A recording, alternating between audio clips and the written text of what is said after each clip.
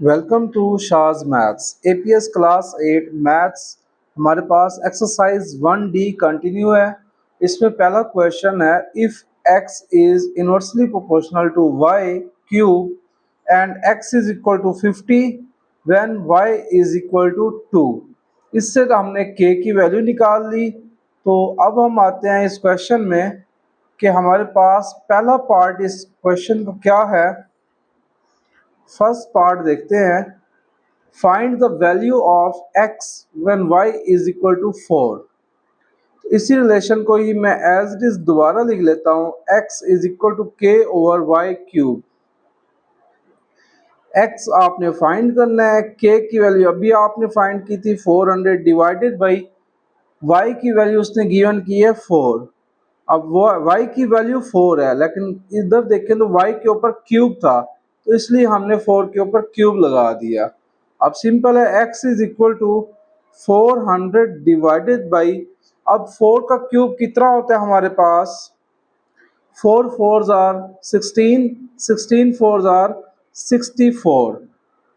अब 400 को हम 64 पे डिवाइड करें तो क्या आंसर आएगा हमारे पास, कैलकुलेटर पे करके देखें ज़रा। 400 डिवाइडेड बाई 64, तो ये हमारे पास आंसर आता है 6.25। पार्ट 1 हो गया हमारे पास, बहुत ही आसान था। अब हम पार्ट 2 की तरफ आते हैं। अब वो कहते हैं find an equation connecting x and y। तो ये तो बहुत ही सिंपल है, जस्ट k की वैल्यू पुट कर देनी है। x is equal to k की वैल्यू हमने फाइंड की थी 400, 400 डिवाइडेड बाई y क्यूब। ये हमारे पास एक इक्वेशन बन गई जो x और y को कनेक्ट कर रही है। थर्ड पार्ट की तरफ आते हैं। अब वो कहते हैं calculate the value of y when x is equal to 3.2। अब x पहले मैं रिलेशन एज इट इज दोबारा लिख लेता हूं ताकि आपको याद रहे कि x हमारे पास इन्वर्सली प्रोपोर्शनल था y क्यूब के।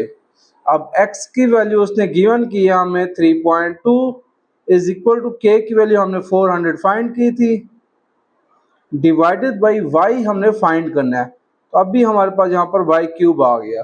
अब आपको पता है y क्यूब इक्वेशन के इस साइड पे तो मल्टीप्लाई हो जाएगा और 3.2 इक्वेशन के इस साइड पे जाएगा तो डिवाइड हो जाएगा। तो इट मींस मैं ये लिख सकता हूँ y cube is equal to 400 divided by 3.2 जो कि x की वैल्यू थी।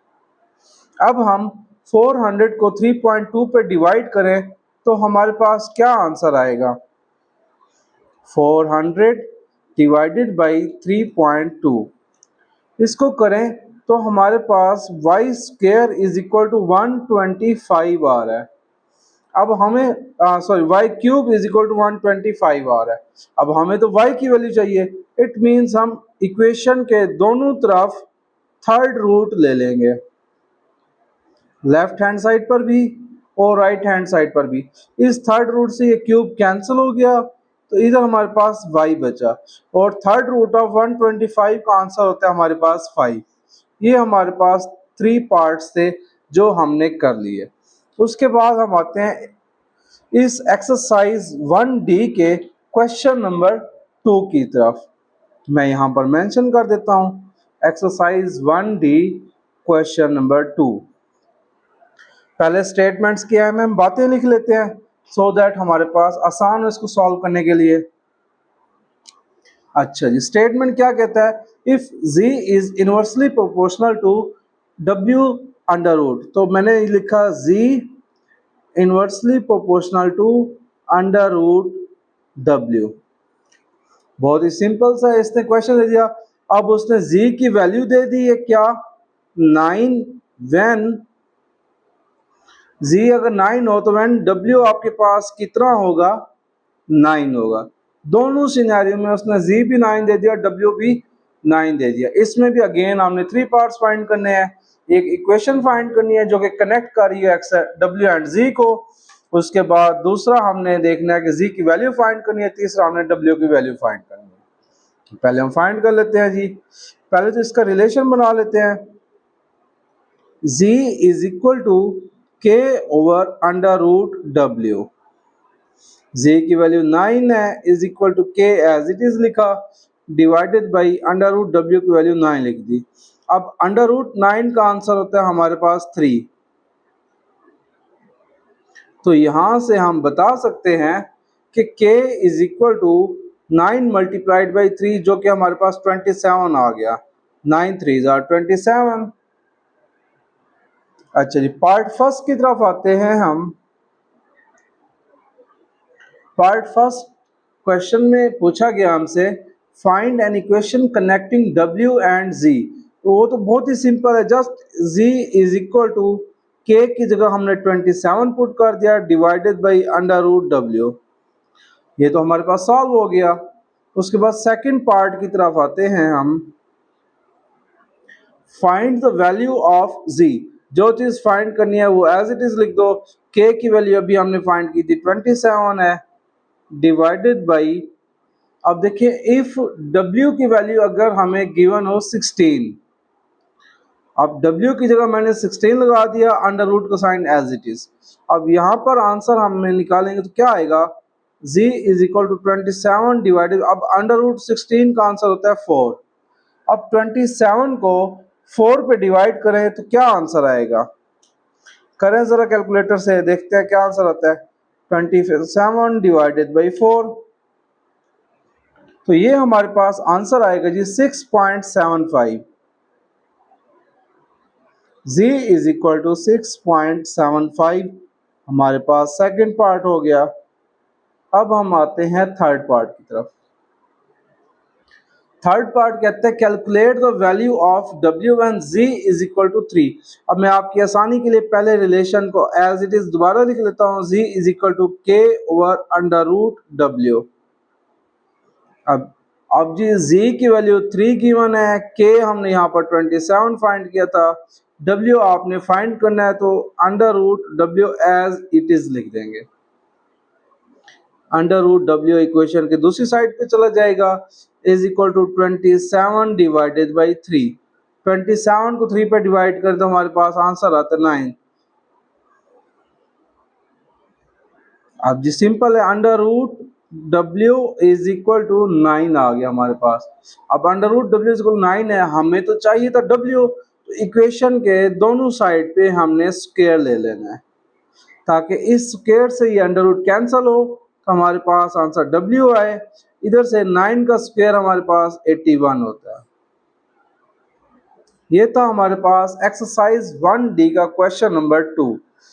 इसमें सिंपली उसने हमें बोला था कि z अगर इन्वर्सली प्रोपोर्शनल हो w स्क्वायर के तो आपने एक इक्वेशन फाइंड करनी है जो कनेक्ट करी हो z को w के साथ। फिर आपने z की वैल्यू फाइंड करनी है अगर w इज इक्वल टू 16 हो। फिर आपने w की वैल्यू फाइंड करनी है अगर z आपके पास हो 3। बहुत ही सिंपल सा क्वेश्चन था।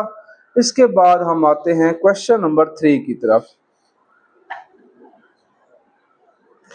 अगेन मेरा चैनल का नेम है शाज मैथ्स, तो मेरा चैनल देखते रहिए, साथ कमेंट्स करते रहिए। अगर आपको कोई क्वेश्चन समझ नहीं आ रहा तो मैं आपको एक एक पार्ट एक एक क्वेश्चन समझाऊंगा।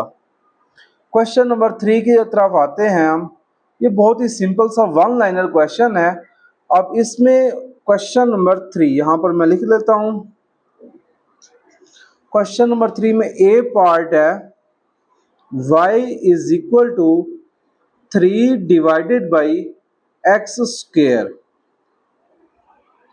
अच्छा जी, क्वेश्चन के स्टेटमेंट पढ़ लेते हैं।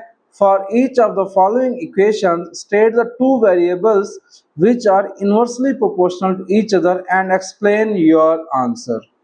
अब सिंपल है, हमने क्या करना है जी, दो वेरिएबल्स को बताना है कि वो एक दूसरे के इनवर्सली प्रोपोर्शनल हो और आपने उसकी रीजन भी देनी है, एक्सप्लेन भी करना है। अब इसमें देखें सिंपल है, y is inversely proportional to x square है, तो एक वेरिएबल y हो गया, दूसरा वेरिएबल एक्स स्क्वायर हो गया। बहुत ही आसान सा, तो यहां पर मैं लिख लेता हूं y इज इनवर्सली प्रोपोर्शनल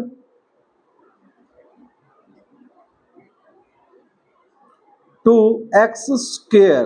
यहां पर देखें एक्स स्क्वायर है तो यहां भी मैंने एक्स स्क्वायर लिख दिया। Whereas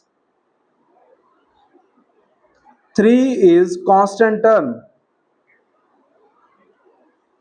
3 is constant term, हमारे पास 3 कांस्टेंट टर्म है।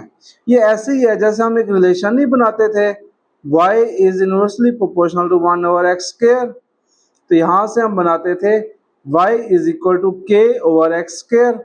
अब इसमें जो k है वो इसमें यहाँ पर हमारे पास 3 है, सिंपल सा। ये हमारे पास पार्ट ए हो गया। अब हम पार्ट बी की तरफ आते हैं।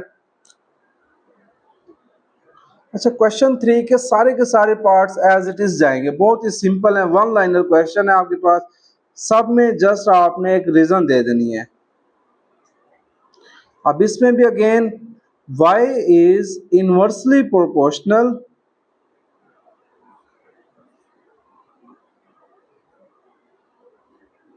टू, अब बताएं जी किसके इनवर्सली प्रोपोर्शनल होगा, अंडर रूट एक्स के। y is inversely proportional to under root x and 1 is constant term। अब इसमें हमारे पास बेसिकली क्या हो रहा है, k इज इक्वल टू 1 आ रहा है हमारे पास देखा जाए तो, जो कि कांस्टेंट टर्म थी। अब हम थर्ड पार्ट की तरफ आते हैं। सी में देखो क्या गिवन है, y square is equal to 5 divided by x cube. अब इसमें क्या करना है बताना है जी, y स्क्वायर हमारे पास हो जाएगा इज इनवर्सली प्रोपोर्शनल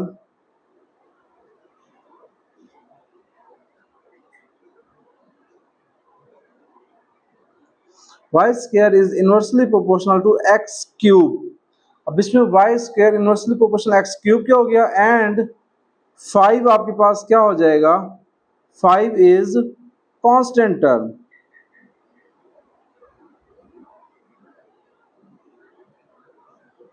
उसके बाद पार्ट डी की तरफ आ जाते हैं हम।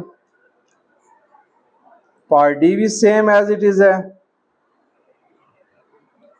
अब इसमें देखें n is equal to 7 divided by m minus 1। अब अक्सर बच्चे इस पे कंफ्यूज हो जाते हैं कि m माइनस 1 आ गया तो हम क्या करें। बेटा बहुत ही सिंपल होता है इसमें।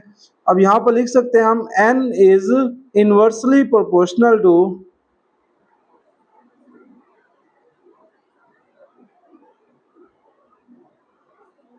n is inversely proportional to m minus 1 इस कंप्लीट अलजेब्रिक एक्सप्रेशन के इनवर्सली प्रोपोर्शनल है। एंड अब रीजन लिख लेते हैं, 7 is constant term.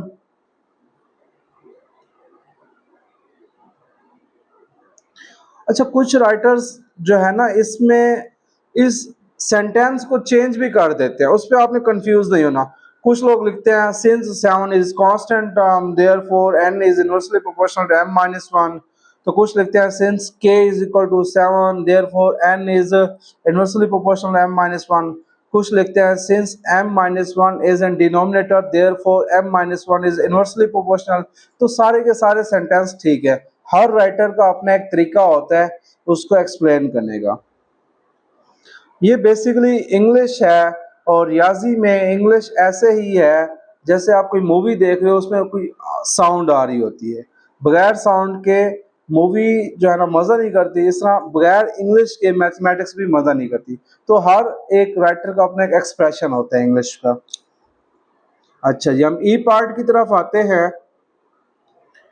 Q is equal to 4 divided by P plus 1 whole square. Again मैं यहाँ पर रीजन दे देता हूँ, Q is inversely proportional to आपके पास P plus 1 whole square. And अब इस सिनेरियो में क्या चीज कांस्टेंट होगी, सिंपल हम लिख सकते हैं 4 is constant term,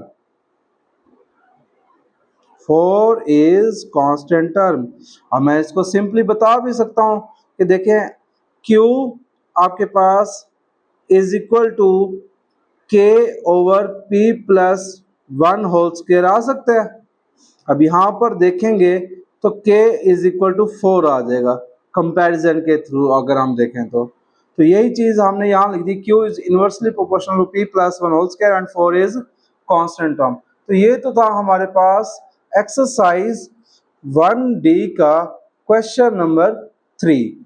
exercise 1D का क्वेश्चन नंबर 3 के बाद अब हम आते हैं क्वेश्चन नंबर 4 की तरफ। अगेन ये मत भूलिए मेरे चैनल का नाम है शाज मैथ्स, चैनल को सब्सक्राइब करें, लाइक करें, और अगर आपको कोई क्वेश्चन समझने हैं, कोई कंसेप्ट समझ नहीं आ रहा तो कमेंट सेक्शन में लाजमी आप मेंशन करें, मैं आपको उसका रिप्लाई करूंगा। अच्छा जी, क्वेश्चन नंबर 4 पे आते हैं हम। क्वेश्चन नंबर 4 बहुत ही आसान है, बहुत ही आसान है। एक्सरसाइज 1D का क्वेश्चन नंबर 4 है। पहले हमें जो क्वेश्चन में बातें गिवन हैं वो हम लिख लेते हैं, डाटा लिख लेते हैं। अगर हम if z is inversely proportional to third root of x, तो यहाँ पर मैं लिख लेता हूँ z is inversely proportional to third root of x। ये मैंने लिख लिया, z is inversely proportional third root of x। अब z is equal to 5 and x is equal to 64 given है, तो यहाँ पर मैं ये भी लिख लेता हूँ z is equal to 5, x is equal to 64 given है। उसके बाद वो कहता है फाइंड z, आपने z को फाइंड करना है when x is equal to 216। z find करनी है अगर x आपके पास 216 हो। मैं क्वेश्चन रिपीट कर देता हूं, if z is inversely proportional to third root of x and z is equal to 5 when x is equal to 64, find the value of z when x is equal to 216। बहुत ही आसान question. इस inversely proportional को हम खत्म करने के लिए proportionality constant लगाएंगे, तो यहाँ से मेरे पास आ जाएगा z is equal to k over third root of x। ये मैंने लिख लिया। अब z और x की दो वैल्यूज गिवन है, ये पुट कर लेते हैं।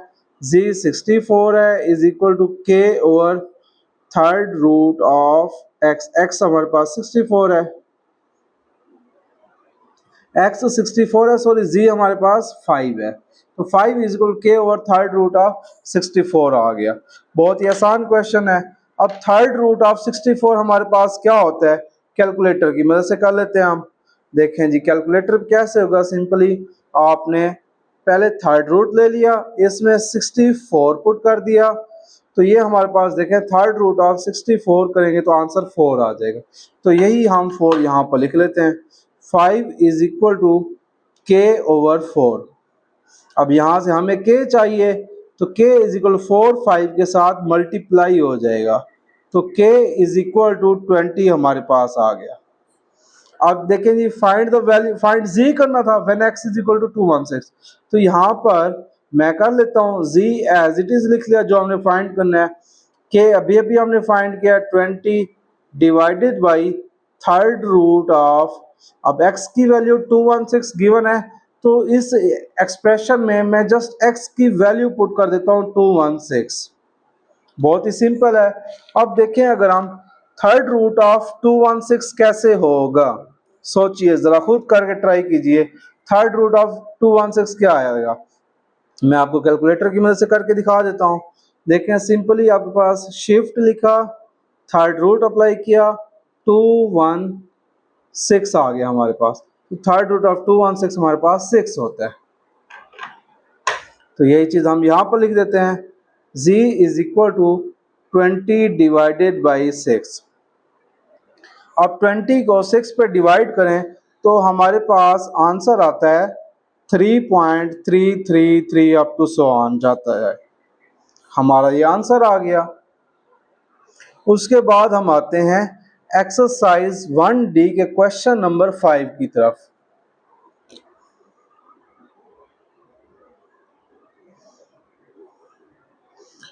तो APS क्लास 8 हमारे पास चैप्टर नंबर 1 है, डायरेक्ट इनडायरेक्ट रिलेशन, और उसमें हमारे पास एक्सरसाइज 1D का क्वेश्चन नंबर 5 है।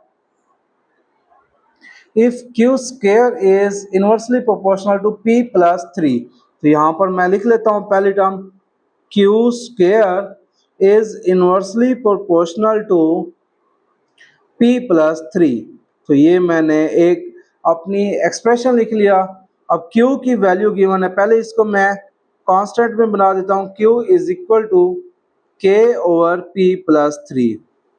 इस प्रोपोर्शनैलिटी को ख़त्म किया तो प्रोपोर्शनैलिटी कांस्टेंट के लगा दिया।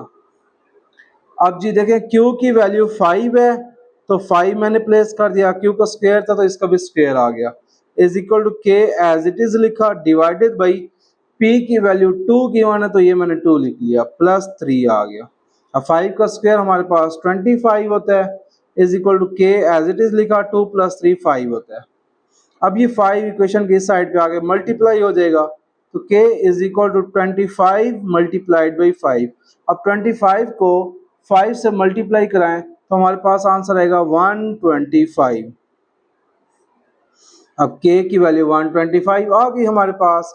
अब जी वो क्या कहता है, find the value of q। q हमने फाइंड करना है when p is equal to 17। तो p अगर हमारे पास 17 हो। अब ये वैल्यूज हम इस रिलेशन नंबर 1 में पुट करके देखते हैं। Q फाइंड करना है तो Q square as it is लिख दिया इज इक्वल टू K की वैल्यू अभी अभी हमने फाइंड की थी जो कि 125 थी, तो यहाँ पर मैं 125 लिख देता हूँ डिवाइडेड बाई P की वैल्यू 17 गिवन है तो P की जगह मैंने 17 प्लेस कर दिया, प्लस 3 है तो ये मैंने प्लस 3 लिख दिया। बहुत ही आसान। 125 डिवाइडेड बाई 17 प्लस 3 हमारे पास 20 होता है, ये हमारे पास क्यू स्क्वायर था। तो Q square is equal to 125 को 20 पे डिवाइड करें तो क्या आंसर आएगा। अब ये कैलकुलेटर से मैं आपको करके दिखा देता हूँ। ये देखें जी 125 डिवाइडेड बाई 20, तो ये हमारे पास इसका आंसर आ गया 6.25। तो 6.25 क्यू स्क्वायर आ गया। अब हमें तो सिर्फ क्यू चाहिए क्योंकि देखें उसने क्वेश्चन में पूछा था find the value of Q when p is equal to 17। ये तो हमारे पास क्यू स्क्वायर है तो इट मींस हम दोनों साइड्स पे अंडर रूट ले लेते हैं। इक्वेशन के लेफ्ट साइड पर भी अंडर रूट ले लिया, इक्वेशन के राइट साइड पर भी अंडर रूट ले लिया। अब आपको पता है जब हम स्क्वायर रूट या अंडर रूट जब भी लेते हैं तो एक साइड पर हम प्लस और माइनस लगाते हैं, तो इस स्क्वायर से अंडर रूट कैंसिल हो गया तो ये हमारे पास q आ गया। q is equal two plus minus, अब अंडर रूट 6.25 करके देखिए जी क्या आता है आंसर। तो इसका सिंपल आंसर ये देखें, मैं अभी कैलकुलेटर आपको करके दिखाता हूँ।